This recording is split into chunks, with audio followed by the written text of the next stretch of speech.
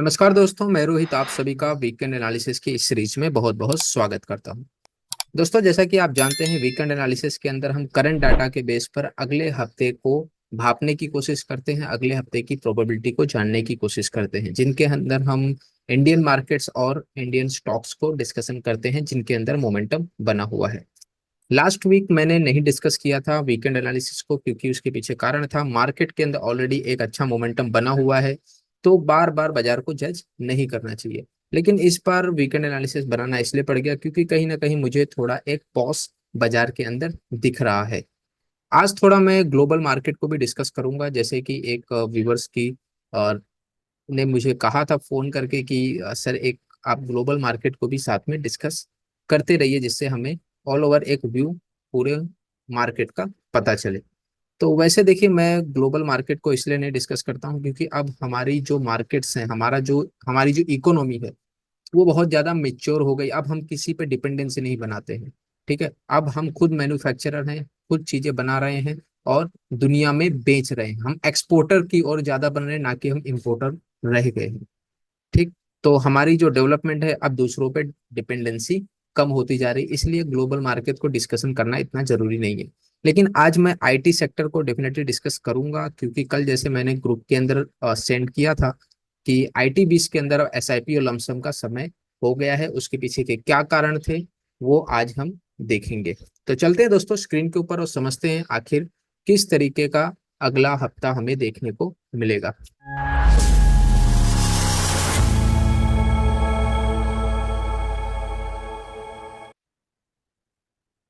तो दोस्तों, हम आ गए हैं स्क्रीन के ऊपर और यहाँ पर हम देखेंगे निफ्टी फिफ्टी के चार्ट्स को।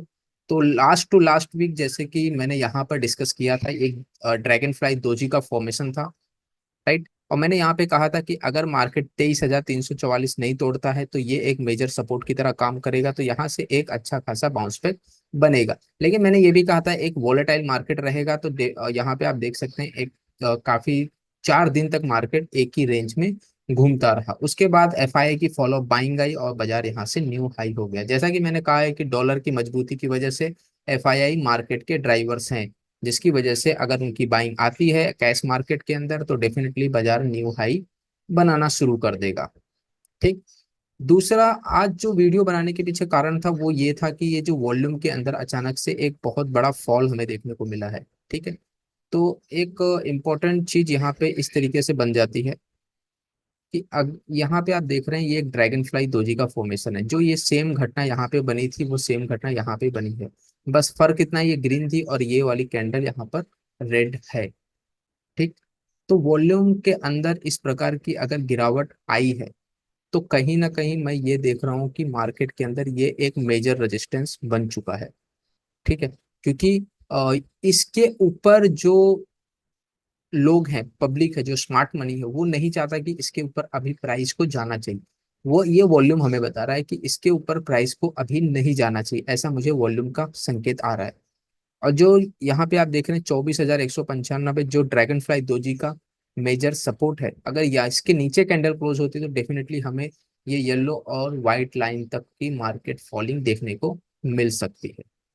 ठीक। तो कहीं ना कहीं मुझे लग रहा है कि मार्केट के अंदर एक 24,400 का एक पॉज देखने को अगले हफ्ते हमें देखने को मिल सकता है। दूसरी तरफ अगर हम देखेंगे तो ये मार्केट मूड इंडेक्स भी हमें उसी ओर इशारा कर रहा है कि एक्सट्रीम ग्रीड जोन के आसपास हम कहीं ना कहीं ट्रेड कर रहे हैं। यानी कि यहाँ पे हम बहुत ज्यादा लालची हो गए। जब बहुत ज्यादा मार्केट के अंदर लोग लालची हो जाते हैं तो कहीं ना कहीं मार्केट वहां पर एक मेजर रेजिस्टेंस बना लेता है। तो जिसकी वजह से कहीं ना कहीं मुझे लग रहा है कि 24,400 निफ्टी के लिए एक मेजर रेजिस्टेंस का काम अगले हफ्ते करेगा। और कहीं 24,195 के नीचे अगर कैंडल क्लोज आती है डेली पर तो डेफिनेटली मार्केट यहाँ 23,500 से 23,800 तक का लेवल दिखा सकता है। तो बिल्कुल सिंपल सी चीज है, वॉल्यूम नहीं सपोर्टेड है, इसके लिए इस तरीके के डिसीजन हम ले रहे हैं। दूसरी तरफ देख लेते हैं बैंक निफ्टी। बैंक निफ्टी के अंदर भी सेम सिचुएशन है, एक मेजर रेजिस्टेंस वहां भी आकर बन चुका है, वॉल्यूम का सपोर्ट नहीं है, तो सेम ही स्ट्रक्चर वहां भी हमें देखने को मिल रहा है। निफ्टी 500 को देख, निफ्टी 500 को देखना बहुत जरूरी है क्योंकि ये एक ग्लोबली हमारे जो सारी company mid cap, small cap और लार्ज कैप, इन सब का एक कॉम्बिनेशन है, तो इसे हमें जरूर देखना चाहिए। ये जैसे कि यूएस के अंदर S&P 500 है, वैसे ही हमारे यहाँ निफ्टी 500 है। तो निफ्टी 500 हमें इशारा कर रहा है कि मिड एंड स्मॉल कैप के अंदर अभी भी रैली चल रही है, लेकिन लार्ज कैप कहीं ना कहीं एक पॉज लेता हुआ दिख रहा है। ठीक। तो जहां पर अभी अगर निफ्टी 500 ट्रेड हो रहा है, वहां से हम एक बार फिबोनाची ड्रॉ करके देख लेते हैं। 1 सेकेंड। तो निफ्टी 500 के हिसाब से अभी भी 23,362, यानी कि एक बहुत ही मिड जोन के आसपास मार्केट चल रहा है। एक ट्रेंडिंग मूव है, 21 में हाई के ऊपर है, और इसके अंदर ट्रेडिंग नहीं होती, इसलिए इसका वॉल्यूम का कोई भी सपोर्ट नहीं है। लेकिन जिस हिसाब से मार्केट के अंदर पॉज बना हुआ है, तो हमें यहाँ फिर कहीं वॉलेटाइल मार्केट देखने को मिल सकता है। ठीक। लेकिन जिस हिसाब से निफ्टी 500 मुझे बहुत ज्यादा ट्रेंडिंग दिख रहा है, तो 23,362 एक मेजर रेजिस्टेंस इसके अंदर रहेगा। ठीक है। और यहाँ तक प्राइस को कहीं ना कहीं किसी भी तरीके से पहुंचना चाहिए। बहुत ही नियर ऑन आ चुका है निफ्टी 500। जब लास्ट टू लास्ट वीक हमने डिस्कस किया था, तो हमने यहाँ पे डिस्कस किया था, और हमने इस तरह कोरिलेट किया था कि निफ्टी के अंदर 1.618 आ चुका है, लेकिन निफ्टी 500 के अंदर अभी 1.618 नहीं आया हुआ है। तो ये जो लेवल आप देख रहे हैं, ये मार्क जो किया हुआ है लास्ट टू लास्ट वीक का है, जिसके अंदर हमने ये बताया था कि 1.618 डेफिनेटली आना चाहिए, क्योंकि लार्ज कैप ऑलरेडी मूवमेंट कर चुका है, मिड और स्मॉल कैप की रैली बाकी है। तो मिड और स्मॉल कैप की रैली कंटिन्यू होने की वजह से ये निफ्टी 500 हमें ट्रेंडिंग दिखाई दे रहा है। लेकिन जिस हिसाब से ऑल ओवर एक स्ट्रक्चर है, मुझे कहीं ना कहीं एक पॉज आता हुआ दिख रहा है। तीसरा एक सबसे मेजर रीजन यहाँ पे हमें देखने को मिला है, वो है एफआईआई की फॉलो बाइंग। एफआईआई की अगर हम बाइंग देखें, तो इन्होंने लगातार 3 तारीख के बाद कंटिन्यू बाइंग शुरू कर दी है। तो एफआईआई की अगर फॉलो बाइंग रहती है, और जिस हिसाब से मार्केट एक्सट्रीम ग्रीड जोन में है, वॉल्यूम का सपोर्ट नहीं आ रहा है, और डीआई यहाँ पर क्या कर रहे हैं, अपना पैसा खींचना चालू कर रहे हैं, तो यहाँ पे थोड़ा मार्केट अब वॉलेटाइल बन सकता है, क्योंकि हम एक्सट्रीम ग्रिड जोन में हैं, और एफआईआई की फॉलो बाइंग वॉलेटाइल मार्केट के अंदर मूवमेंट नेक्स्ट वीक देखने को मिल सकती है। ऐसा एक व्यू बाजार के अंदर हमें दिख रहा है। ठीक। दूसरी तरफ हम चलते हैं, निफ्टी आईटी को मैं इसलिए डिस्कस करूंगा, क्योंकि निफ्टी आईटी से पहले मैं नैस्डैक को डिस्कस करना चाहूंगा। नैस्डैक के अंदर अगर आप देखेंगे, तो एक बहुत ही जबरदस्त रैली इसके अंदर हमें देखने को मिल रही है। राइट। 1.618 का लेवल यहाँ से ब्रेक होकर ऊपर की ओर निकल चुका है, और ये 20,840 के आसपास चल रहा है। और जिस हिसाब से वॉल्यूम का एक अच्छा खासा सपोर्ट है, और कैंडल भी बहुत हेल्दी बनी हुई है, तो बहुत जल्दी 20,840 के लेवल हमें देखने को मिलेंगे। लेकिन सबसे इंटरेस्टिंग चीज यहाँ पे मुझे ये लगी कि ये जो प्रीवियस पैटर्न जो था यहाँ पर, ठीक है, अगर मैं इसको यहाँ से ड्रॉ करता हूँ, राइट, और ये जो करंट फिबोनाची है, इसको अगर मैं हटा दूं, तो जो नैस्डैक है, उसने 1.618 को जब ब्रेक किया, यानी कि 0.618 के ऊपर वॉल्यूम के सपोर्ट से निकला। ठीक। उसके बाद 1.618 के ऊपर इसने एक सपोर्ट लिया, और अब ये जो 2.618 है, इसको ब्रेक करके ऊपर की ओर निकल रहा है। राइट। तो जो यूएस मार्केट के अंदर जो आईटी सेक्टर है, वो बहुत ही ज्यादा आउट परफॉर्मर दिखा रहा है। लेकिन हमारे इंडियन मार्केट के आईटी सेक्टर उस तरीके से परफॉर्म नहीं कर रहे हैं।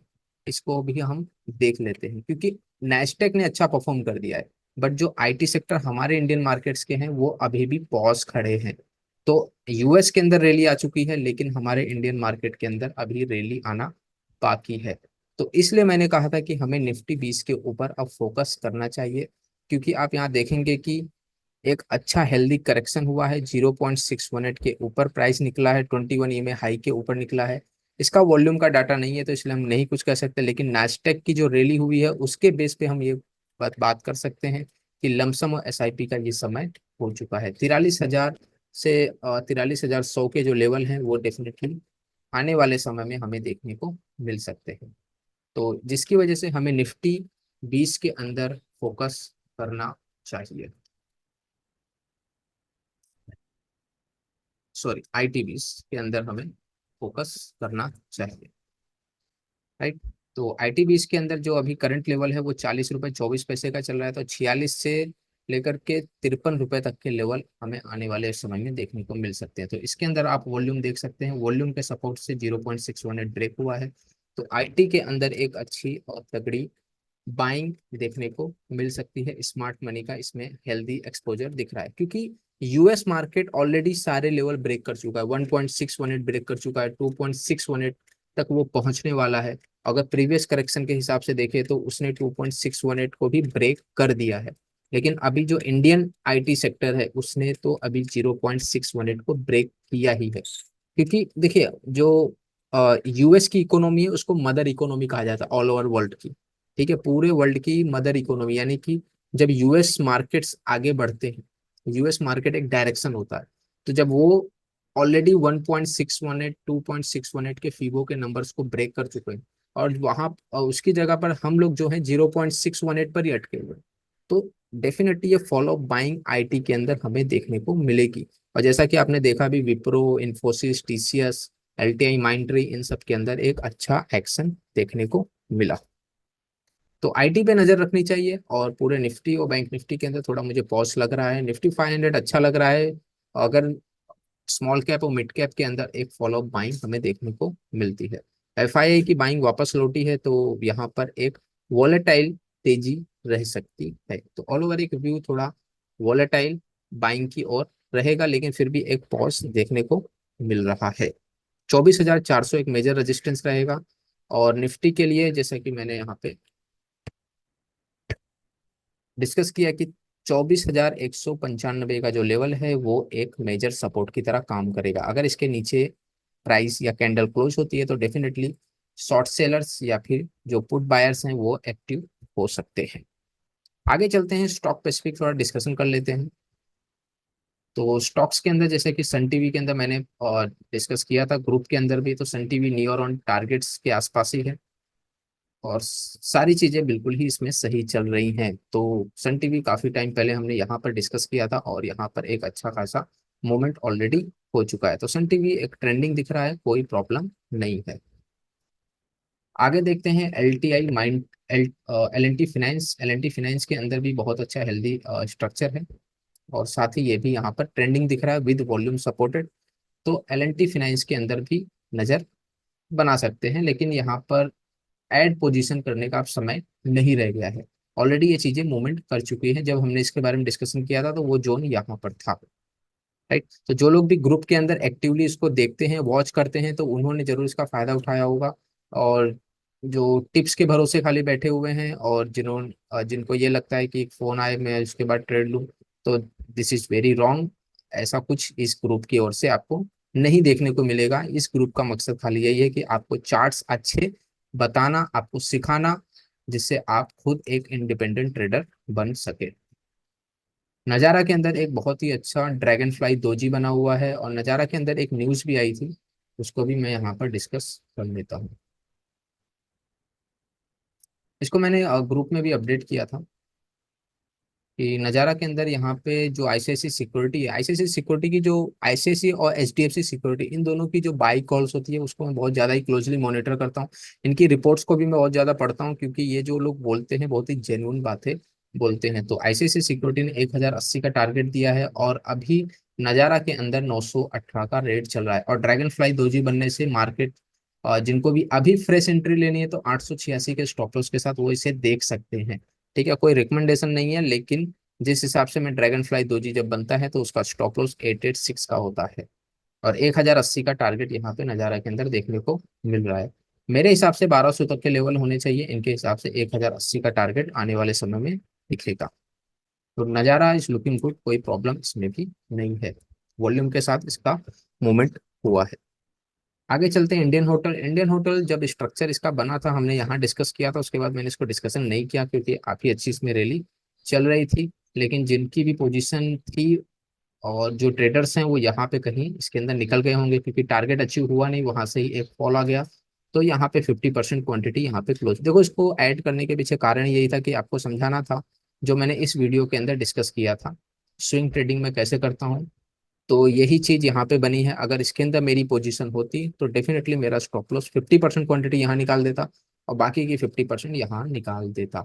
यानी इसके अंदर मुझे कुछ ज्यादा नहीं मिला। रूल्स इस रूल्स है, रूल्स को फॉलो करोगे तो ये ट्रेंडिंग स्टॉक्स बहुत से मिलते रहेंगे। ये एक सेटअप होगा जो बिगड़ जाएगा, हर एक सेटअप नहीं बिगड़ता है। मैप माई इंडिया, इसके अंदर भी हमने डिस्कस किया था इस जोन के आसपास, तो यहाँ से एक फॉलो बाइंग हमें देखने को मिल रही है। तो वॉल्यूम का सपोर्ट है 0.618 के ऊपर चल रहा है, और साथ ही ये 1.61 यानी 2800 के लेवल देखने को मिलेंगे। इसके अंदर एक बहुत अच्छी चीज यहाँ पे मैंने देखी है कि इसके अंदर एक मंथली चार्ट्स का ब्रेकआउट हो रहा है, यानी ऑल टाइम हाई के ऊपर इसने क्लोजिंग दी है। तो ऑल टाइम हाई के ऊपर क्लोजिंग देने से इसका जो अगला लेवल निकल के आ रहा है, वो हम यहाँ से मंथली चार्ट्स के ऊपर देख लेते हैं। तो मंथली चार्ट के हिसाब से भी 2820 का लेवल है। इसका मतलब है कि इसके अंदर बहुत जल्द हमें यहाँ तक के लेवल देखने को मिलेंगे। तो वॉल्यूम का सपोर्ट है और 0.618 के ऊपर है, साथ ही 21 में हाई के ऊपर भी है, और मंथली चार्ट के ऊपर ऑल टाइम ब्रेकआउट हुआ है। तो इसकी वजह से हम इसको एक हेल्दी बाइंग के तौर पे और बाइंग कर सकते हैं, देख सकते हैं, अपनी नज़र इस पर बना सकते हैं। ठीक है, अगर जिसको अभी फ्रेश एंट्री लेनी है तो डेफिनेटली पोजीशन साइजिंग को ध्यान में रख के करे। सफारी के अंदर हमने डिस्कस किया था, देखो सफारी का जो चार्ट है, राइट, देखो हमें हमेशा बेस्ट ऑफ चार्ट को फोकस करना है। ये भी चार्ट बना हुआ है, मैं मना नहीं कर रहा हूँ, लेकिन हमें ये देखना है कि बेस्ट ऑफ चार्ट कौन सा है। ठीक, तो जिसे भी पोजीशन लेनी है, जब आपको इतने वोलेटाइल चार्ट्स दिखें तो यहाँ पे अगर फिर भी जैसे कि लेना ही है, खरीदी करनी ही है, तो डेफिनेटली आप पोजीशन साइजिंग को थोड़ा कम करके दें, देखें इसके ऊपर, राइट, क्योंकि वॉल्यूम का जो सपोर्ट है ये सारी चीजें डन है, लेकिन ये ट्रिपल टॉप जो यहाँ पे बना हुआ है, अगर इसके ऊपर क्लोजिंग आती है और ये वॉल्यूम का सपोर्ट बना रहता है तो डेफिनेटली आने वाले टाइम में 2700 के लेवल दिखेंगे। लेकिन चार्ट स्ट्रक्चर इतना बेटर नहीं है जैसा मैं देखना चाहता हूँ, तो इसकी वजह से मैं इसको इग्नोर करूंगा। तो ये स्टॉक को रखने के पीछे कारण यही था कि हमें चार्ट्स को इग्नोर भी करना आना चाहिए। ऐसा नहीं कि पैटर्न बना तो मुझे ले ही लेना है, ये समय के साथ आपको पता चलेगा कैसे पैटर्न्स को हमें पकड़ना है और कैसे पैटर्न को इग्नोर करना है, राइट। तो अभी यहाँ पे अगर आप देखेंगे तो ये सेरा एंटरप्राइज का चार्ट देखिए, इसका पैटर्न देखिए कितना सुंदर है। एक कंटिन्यू एक फॉलो बाइंग हुई, ये हेल्दी करेक्शन है, देखिए इसका पैटर्न कितना सुंदर है। एक साफ सुथरा करेक्शन आया, उसके बाद 0.618 के ऊपर वॉल्यूम के सपोर्ट के साथ बाहर निकला, और सारे वॉल्यूम के जो रेजिस्टेंस है उसको ब्रेक करके ये ऊपर निकल गया। वहीं पे अगर हम सफारी की अगर बात करें तो ये अभी भी इसके अंदर वॉल्यूम का जो है ना ड्राइव चल रहा है, यानी कि लोअर लोस वॉल्यूम के अंदर बन रहे हैं। ठीक है, तो हमें चार्ट्स को इग्नोर करना भी आना चाहिए। पैटर्न्स तो सब में बनते हैं, लेकिन किस पैटर्न को पकड़ना है उसकी वेटिंग करना, रिजेक्शंस बहुत ज्यादा जरूरी है स्टॉक्स के अंदर। हर पैटर्न को खाने की कोशिश करोगे तो कहीं ना कहीं आपके सीएजीआर पे इम्पैक्ट पड़ेगा। तो सेरा के अंदर जैसा कि इस पे तो एक पूरा स्पेशल वीडियो मैंने इसके अंदर बना के दिया हुआ है, स्विंग ट्रेडिंग में कैसे करता हूँ, इसके अंदर फ्रेश डिटेल मैंने इसके अंदर डिस्कशन की है। तो वापस से बता देता हूँ, जैसे करेक्टिव मूव्स है, 0.618 के ऊपर निकला है, और साथ ही यहाँ पर वॉल्यूम का सपोर्ट भी है। तो डेफिनेटली यहाँ पर आने वाले समय में 11,600 तक के लेवल देखने को मिलने चाहिए। ठीक, तो एक बार फिर से रिव्यू ले लेते हैं। निफ्टी के अंदर थोड़ा पॉज लग रहा है, एफआई की फॉलो बाइंग होने से थोड़ा वॉलेटाइल बाइंग हमें देखने को बाजार में दिखेगी, राइट। दूसरा, ओवर ग्रिड जोन है मार्केट के अंदर, बहुत ज्यादा हम ग्रीडी हो गए हैं शेयर बाजार के अंदर, तो इसकी वजह से पॉज 24,400 का रहेगा। 23,900 या 800 का जो लेवल जैसे मैंने डिस्कस किया, अगर वो टूटता है तो नीचे मार्केट के अंदर एक अच्छा खासा हेल्दी करेक्शन देखने को मिल सकता है। दूसरा, आईटी के ऊपर हमें फोकस करना है। जैसे कि मैंने बताया, नैस्डैक के अंदर एक अच्छी रैली हो चुकी है, 1.618 के ऊपर, 2.618 के भी ऊपर नैस्डैक चल चुका है, लेकिन आईटी सेक्टर जो भारत के हैं वो अभी परफॉर्म नहीं किए हैं, राइट। तो लास्ट 2 ढाई सालों से उन्होंने कुछ भी परफॉर्म नहीं किया है, और नैस्डैक ने ऑलरेडी ऑल टाइम हाई मार दिया है। तो उसके बेसिस पर और मदर इकोनॉमी ऑफ वर्ल्ड, उन्होंने ऑलरेडी अच्छा मूवमेंट कर दिया है, लेकिन इंडियन मार्केट ने अभी उसको फॉलो नहीं किया है। तो मुझे उम्मीद है कि ये आने वाले जो 3 to 6 मंथ है ये आईटी को समर्पित रहेंगे, और अगला हफ्ता भी आईटी के लिए रहेगा। तो जिन्हें भी एसआईपी आईटी के अंदर करनी है, लमसम करना है, वो जरूर शुरुआत कर सकता है। स्टॉक पैसिफिक के अंदर जैसे हमने देखा कि हमें रिजेक्शन करना आना चाहिए, कौन से पैटर्न्स हमें पकड़ने हैं, कौन से नहीं पकड़ने हैं, उसको भी हमें सिलेक्ट करने आना चाहिए। हर पैटर्न को खाने की कोशिश करेंगे तो CAGR आपका एंड ऑफ द ईयर बिगड़ जाएगा। तो दोस्तों कैसा लगा ये वीडियो, आप जरूर कमेंट करके बताइए। लाइक करिए दोस्तों, आप ना लाइक कर रहे हैं, ना कमेंट कर रहे हैं, ना सब्सक्राइब कर रहे हैं। और वीडियो नहीं पसंद आ रहा है तो डेफिनेटली कमेंट करके बताइए, मैं उस पर काम करूंगा। ठीक। तो अपने दोस्तों के साथ शेयर करिए, परिवारजनों के साथ शेयर करिए, अपना ख्याल रखिए, अपने माता पिता का ख्याल रखिए। मिलते हैं नए वीडियो में। जय हिंद, जय भारत।